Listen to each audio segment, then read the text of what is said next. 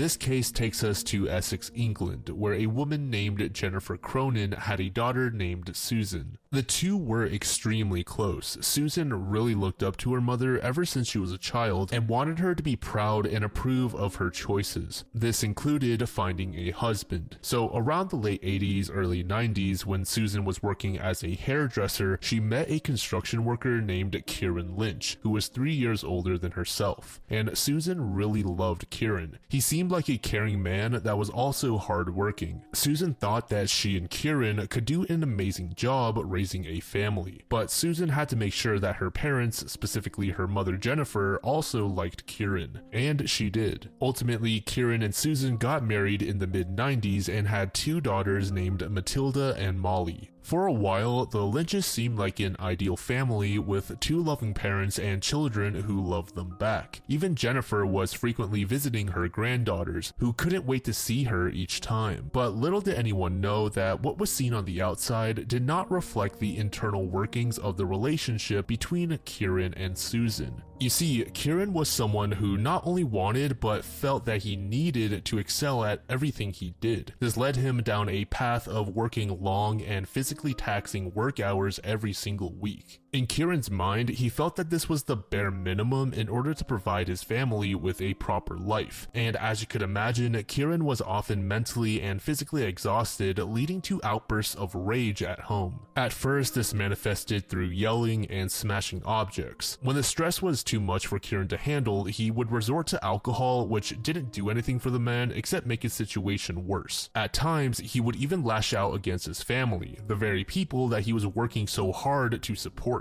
So on the mornings after one of his violent fits, he would apologize to his wife and kids and say that he will do better. But time after time, Kieran just slipped back into these bouts of anger. Susan started asking herself how Kieran went from such a kind man to someone so unstable. She hoped that with time, Kieran would eventually return to his past self, so she didn't tell anyone about his violent outbursts in fear that someone might report him to authorities. The daughters also seemed to understand their mother's sentiments and tried their best to comfort her. When friends and family of Susan's would ask about how her husband was doing, she would tell lies in order to hide the stressful situation that she was in. But these lies only worked temporarily. One day, one of Susan's friends was out and about and saw a man that looked strikingly similar to Kieran. So she tapped a guy on the back and asked, "Is that you, Kieran?" And when the man turned around, she kinda jumped a bit. The man had an extremely lean and haggard appearance, but she could tell that this was indeed Kieran. As a result of his poor mental health and stress, Kieran had lost an immense amount of weight. But along with the stress, there was another factor to blame for his drastic change in appearance. Sometime in 2014 to 2015, Susan was doing the laundry and was in the process of emptying the pockets of Kieran's work uniform. And inside one of these pockets, she found a tube of an illegal white substance amongst other items. Again, Susan was well aware of the hardships Kieran was going through and the stress he was dealing with, but she had no idea that Kieran was using such substances. Susan didn't know what to do next, but eventually confronted Kieran about her discovery. Kieran was furious at first, but begged her not to tell their kids about this. Susan agreed that keeping the kids out of this discussion would probably be the best option, but she wanted Kieran to seek professional help so that they could put an end to all of this drama. Kieran just remained silent with no response. Over the following weeks, Susan started noticing large transactions on her credit card statements and knew that Kieran was the one behind them. She confronted her husband about these purchases, but she was met with animosity, and it was at this point where the relationship really turned for the worst. There was of course violence in the past, but now Kieran was threatening Susan's life as well as his own. Susan was getting to the point where she felt as though she was backed into a corner with no options. She really wanted to tell her mother Jennifer about this and get her advice, but deep down she felt that if she involved her mother, she might be in danger as well. So Susan knew that if drastic measures weren't taken, something bad was eventually going to happen. So she ended up parting ways with Kieran after over 2 decades of marriage. Susan deeply cared for Kieran despite all the hardships the two had been through. and Kieran was reluctant to say goodbye, but later agreed that this was probably the best choice for both of them and their children. For a few years, Susan and her children really enjoyed their new lives. There was never the stress of wondering whether Kieran might come home one night angry, and the former couple occasionally talked to each other, but over time, this became more and more rare. Eventually, Susan had completely moved on from Kieran and met a new man named Mike. And I should mention, Susan and Kieran hadn't gone through an official divorce yet. The two had simply agreed that they would go off and live separate lives. So Susan called Kieran one day to organize a meetup and discuss her intentions to officially divorce. She informed Kieran that she had met a new man and was really happy with him, and their daughters Matilda and Molly also seemed to like him as well. And Kieran seemed to be genuinely happy for Susan and their daughters. He agreed to sign the divorce, and the two spent the day catching up with each other. Susan told Kieran that he was going to find another woman soon to spend his life with. Right as Susan's life seemed to be going perfectly, it did a complete 180. On January 11th, 2018, Susan was bombarded with angry and violent text messages sent by Kieran. In stark contrast to their meeting, Kieran was now threatening Susan's life. He demanded $60,000 in cash in return for his signature on the divorce papers. Kieran added, saying that he left everything else to Susan, so the least she could do is give him this money. But before Susan could de-escalate the situation, Kieran had showed up to her home. He was on the patio with a hammer, smashing everything in sight. Susan immediately ran to find a place to hide and then called police. But when they arrived, Kieran was nowhere to be seen.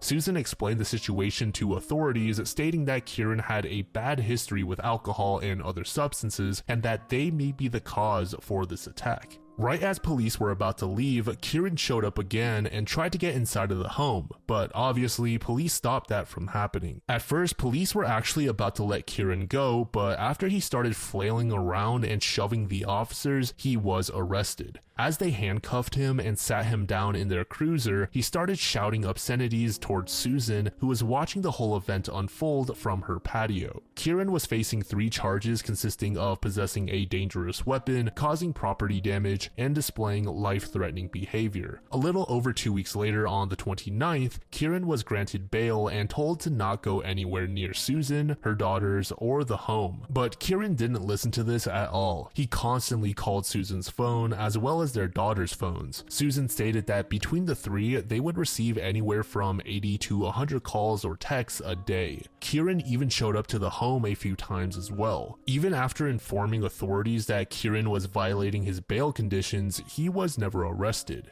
Kieran even called emergency services, saying that he was going to end it all, but he was too scared. Authorities rushed to his location to defuse the situation, and they were successful. They suggested that Kieran talk to a professional therapist as soon as possible, and he agreed. Then, the very next day, he was back to his antics of messing with his former family. He did things like sneak into the garage of Susan's residence and turn off the power, and then throw various items around in the front yard. Kieran even started visiting his former mother-in-law Jennifer's home and knocking on her windows before fleeing. Once again, Susan called authorities, stating that not only was her life in danger, but her daughters and her mother's as well. But police more or less disregarded her concerns, saying that Kieran was no real threat and that this was normal for couples going through divorce. Then, unexpectedly, Kieran started hurling charged messages towards his own daughters. After Susan told police about this, they told her to leave home and spend a few days somewhere else. So Susan took Matilda and stayed the night at a friend's house, while Molly was sent off to stay with her grandma, Jennifer. On the first night that Molly was sent to Jennifer's, she received several phone calls, all of which were silent. Nobody responded at all when Jennifer asked if anyone was on the other end. Then around 2 a.m., Molly noticed what looked to be a man in the backyard.